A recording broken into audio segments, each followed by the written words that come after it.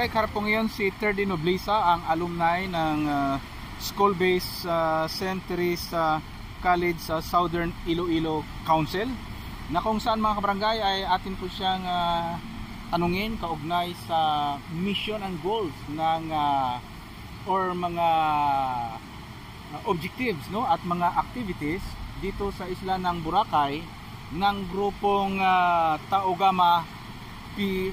Triskelion. Actually, paki-explain nga sa amin, Third, ang Taogama Triskelion. Yes sir, no? Pag tinatawag nating Taogama Phi kasi, that is the whole group of Triskelion.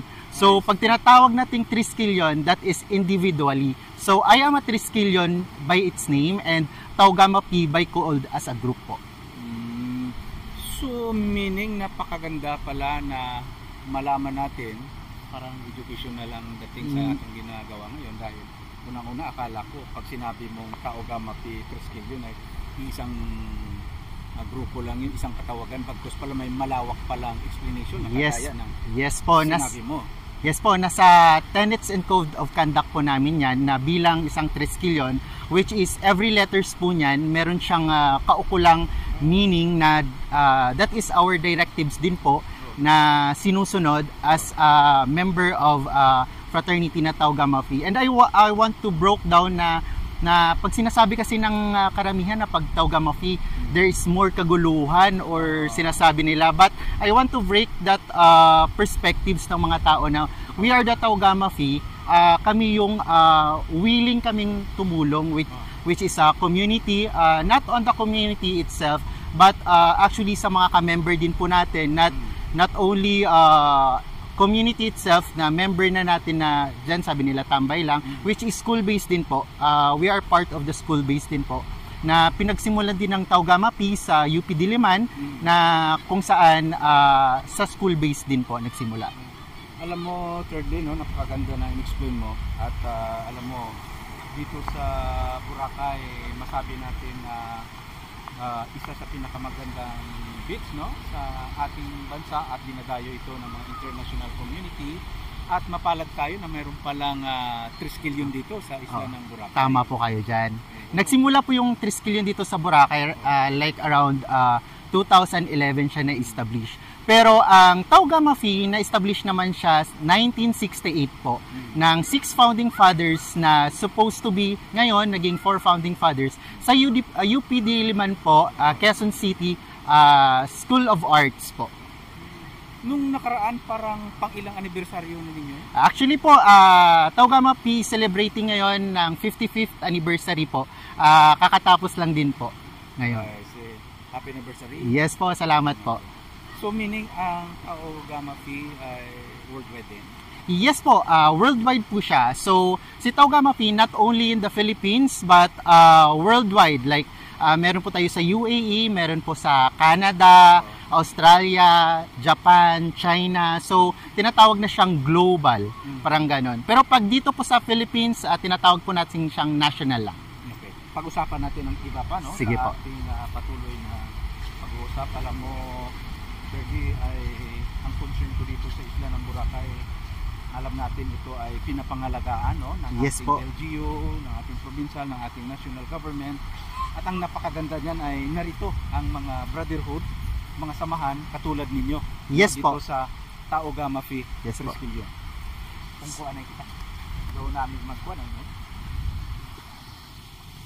So nabanggit mo kanina global, no, ang Taogama Phi.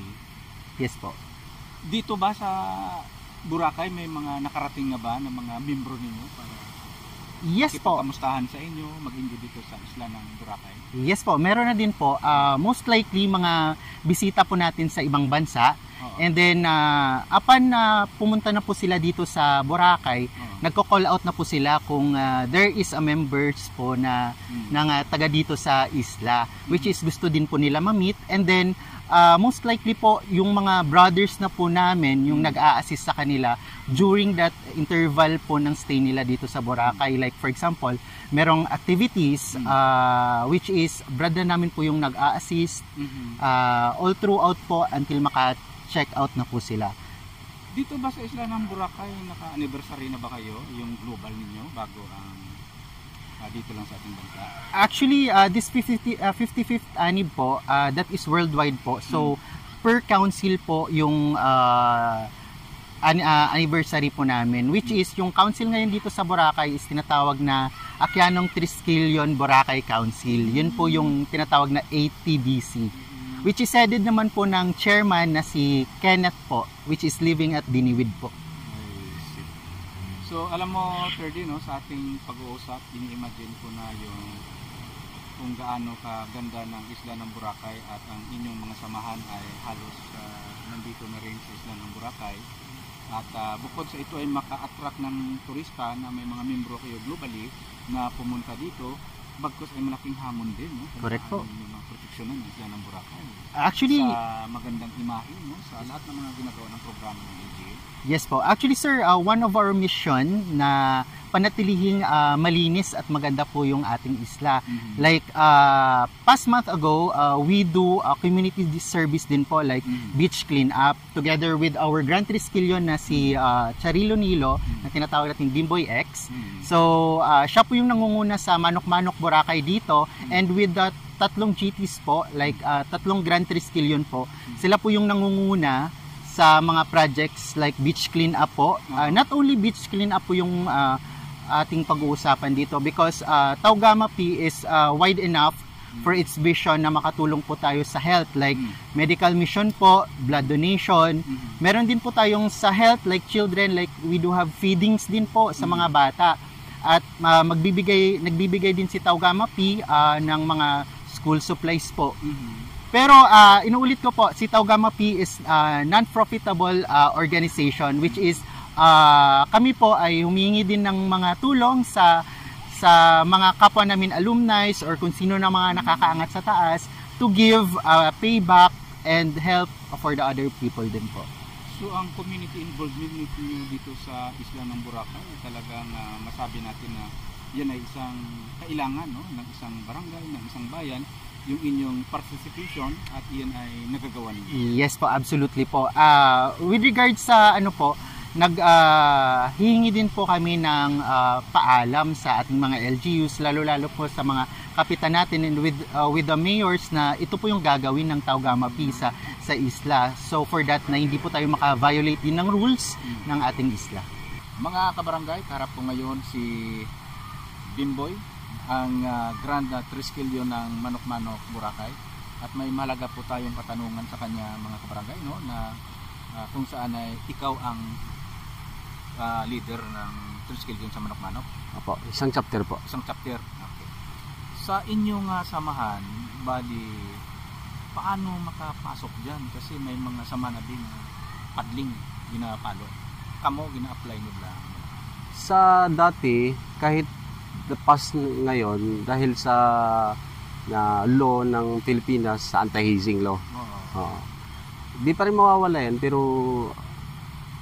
may mabawas, pero i-apply pa rin natin yung anti-hazing law. Tapos kung paano naman sumali, mahabang proseso bago makakasali sa isang aplikante. So meaning di basta-basta makapasok? Hindi basta-basta. So dito sa Manok-Manok, mga ilan ka mo? Sa strength ng Manok-Manok na ngayon, active, nasa 60 plus 60 plus na member ng Manok-Manok Boracay Island chapter. So kamo dyan sa Manok-Manok, ang involvement ninyo ay nakipag-participate kayo sa mga barangay Yes po. activities, Yes. sa ating dito sa LGU. Opo. Ikaw taga Manok-Manok ka din? Oo, taga Manok-Manok. I see. Ibig sabihin, alam mo kung ano ang mga pasikot-sikot sa mga manok dito sa Manok-Manok, no? Hindi naman 100% pasikot-sikot, pero may mga member din kami sa chapter na may nakakaalam na pasikot-sikot sa Boracay. Na give and take lang information. I see. Mga Dito member. sa Manok-Manok, di ba, dito sa isla may mga napabalita, mga kabataan ba lang ngayon, medyo hindi sumusunod sa ating mga magulang, mga pasaway ba? Yan ang hinihimok ng Taugama P sa mga kabataan ngayon. Yung mga legal age lang. Dati may mga kabataan na nagnanakaw, palaging pasaway. Hinihimok ng Taugama P, parang tawag nito na Wag sila. hinahasa ba sila para sa goods na ano, katulad ba yung mga activities na nakikita. Ganyan pala yung Taugama P, nagtumutulong sa community, kaya nakikita na ano, hindi yung mga bad na tinatawag, nakikita ng iba. So ikaw, Boracay noon, Ah, manok-manok, alam natin na ang isla ng Boracay ay isa sa pinakamagandang isla sa Pilipinas, kagnagayo ng mga foreigner o mga turista. So ano ang nakikita mo na dapat gawin kasama ang grupo mo na lalong maka-attract ng mga turista? pangalagaan sila, maging safe sila dito sa Boracay. Halimbawa, may mga bisita na galing ng ibang lugar, katulad ng sabi ni Thirdy kanina, mga abroad din nila, makasama nila yung family nila, tapos kami na nag-a-assist, tapos yung mga activities nila yon para maging safe sila dito, tsaka hindi man lang makatulad ng basta maka-enjoy sila. Yun lang. So ang inyong involvement din sa mga otoridad, di ba, sa ating kapulisan, sa mga tanod, paano ka mo nag-coordinate? Pag Kung may baga sa kwan ay peace and order, kasali din kayo? siyempre, hindi naman ano yung Taugama sa ganun eh. Pag may mga kailangan kaming anuhin sa pulis, pumupunta kami doon. Nagko-coordinate din kami. Alam ba, sa mga motorcade na yan, nagko-coordinate kami doon. Tapos sa mga project na kailangan yung pulis, ayun, nagko-coordinate kami, pumupunta kami doon sa kanila. So ano ang isa ka bagay nga mahambal mo sa mga kabataan na magasunod sa inyo bilang mga nandiyan ka mo sa Triskelion? Apo. Sa mga kabataan, di Boracay na lang. Sa mga kabataan kara, ay kabuabo nga parang nang landas ba? Papasaway, hindi walang patungan sa hindi masyadong pupunta sa school. Di naman pinipilit. Hindi naman basta-basta. Pero hinuhimok namin kayo na sumali. Nasa sa inyo pa rin yun kung gusto nyo. Yung Taugama P ang magpapahasa sa inyo ng goods na makakatulong din para sa inyo din sa sarili. Salamat Salamat sa samahan nyo din ha. Sige po. Pang padayon para sa isla ng Boracay at para sa ating banwa. Apo. Mga kabarangay, sa pagpapatuloy ng ating pagkwentuhan dito sa mga taga Triskelion sa isla ng Boracay, at nalaman natin ang ilang mga impormasyon kaugnay sa kanilang mga objective or mission or goal. Thirdy, ano pa ang nakita nimo na dapat gawin sa isla ng Boracay para lalo ito ay maging maganda para sa mga turista? Okay po, isa sa mga naisip po namin ngayon, within this year po sana, magkaroon po tayo ng another tree planting, panatilihin natin ang mangrove area, which is isa sa mga site na binibisita sa isla ng Boracay. Yan po yung projects namin na makapagtanim ng maraming mangroves at pagandahin yung mangroves area dun sa Bulabog area. At isa pa po, meron tayong mga brothers na which is tinitrain po natin na hindi maging mataas regarding which is sa activities po. We do po ang attitude at ng mga brothers namin na which is mag-alok po sa beach, which is sumusunod lang po tayo sa tama na ginagawa sa isla. Goods na po yung Triskelion or Taugama P doon. At marami pa pong iba, mga medical mission po na papasok, at tutulungan pa rin po namin yung Boracay regarding with the beach clean up po natin. Kung makikita nyo yung wide ng Angol area dun sa pinakadulo po, last month ago tumulong po tayo sa LGU hanggang dun po sa Station 1. Yan po yung mga maitutulong pa ng Taugama P, ang pag-prevent lang po ng sa basura po, regarding sa basura. At which is tinitrain po din namin yung mga kasamahan namin na which is kung nandito po sila sa isla ng Boracay, which in the coastal area po, dampot-dampot din minsan po ng mga basura. Parang ganun po. Sa maliit na bagay, makakatulong po tayo dun sa Boracay. Sa iyong pananaw, ang isla ng Boracay ay saan tutungo ang kinabukasan ng isla ng Boracay kung ang mga samahan na kagaya ninyo dito sa isla ng Boracay, bukod sa atin ng ating LGU, ng ating national government, at katulad sa inyo ng mga non-government organization, saan ang mararating ng isla ng Boracay na magsama-sama kayo bilang mga nandyan sa non-government organization in supporting sa ating So magandang tanong po 'yan. So kung magsasama-sama po yung Tau Gamma Pi, hindi lang po Tau Gamma Pi itself at buong fraternity dito sa Boracay, malayo pa po yung mararating ng isla natin, which is mapapakilala po natin sa buong mundo. Like for example, Tau Gamma Pi is global po. So may mga kapatid po kami sa ibang bansa na pumupunta dito sa Boracay. So sila din po, parang sila po yung pinaka-trip advisor po ng isla na ay si Boracay, maganda. So we could attract guests from us fraternity, from the other countries din po na sige, punta natin si Boracay kasi maganda si Boracay, malinis si Boracay at para sa tao si Boracay. Kung sakali ba na magkaroon kayo ng global anniversary for Philippine Triskelion Tau Gamma Pi na magkaroon dito ng anniversary sa Boracay, may malaking impacto sa turismo at dito sa isla ng Boracay. Posible ba na mangyari? Yes po, possible po. Which is, kung dito po gaganapin siguro yung pinaka main anniversary po ng Tau Gamma Pi, so syempre po magsisipuntahan po sila dito. And then they will alam mo na po natin na si Boracay isikat na. Pero iba po yung experience pag si visitor is dito po talaga sa Boracay, and then i-relay nyo po sa ibang tao.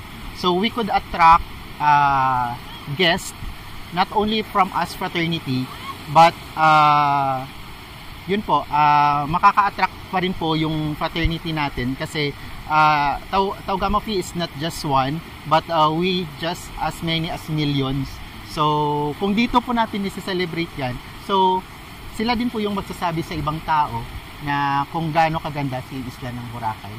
Bilang membro ng Tau Gamma Pi Triskelion, may global membership, may international membership, at the same time mga international community na pumunta dito sa isla ng Boracay. Paano mo ma-describe, paano mo mahikayat ang iba pang mga turista na pupunta dito sa Boracay, bukod sa ganda nitong isla ng Boracay? Sige po. Siguro Boracay is well known for its beauty po.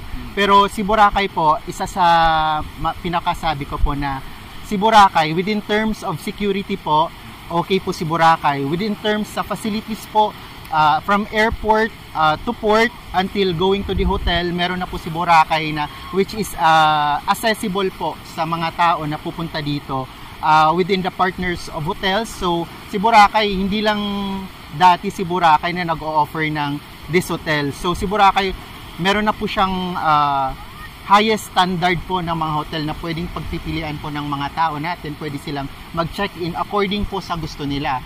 At hindi po expensive si Boracay regarding sa mga others na sinasabi nila. Meron din po si Boracay na may pinaka-cheapest sa gustong may budgetarian lang yung mga sinasabi nila. At si Boracay po, during nighttime po, safe na po si Boracay. At meron po talagang nakabantay at nakaantabay regarding with the securities po pag pumunta po yung mga turista po natin dito sa isla ng Boracay. Third day, ako'y nagagalak na ang Tau Gamma Pi Triskelion ay may malaking bahagi dito sa Boracay in terms of security, practice and order, in partnership sa ating kapulisan at sa ating LGU, at sa kagandahan kung paano kamo nakipag-cooperate sa mga activities na nabanggit nyo kanina dito sa Boracay. Kaya ako personally nagpapasalamat sa inyong maraming grupo, salamat din po. ng asosasyon na sama-sama para sa isla. Yes po.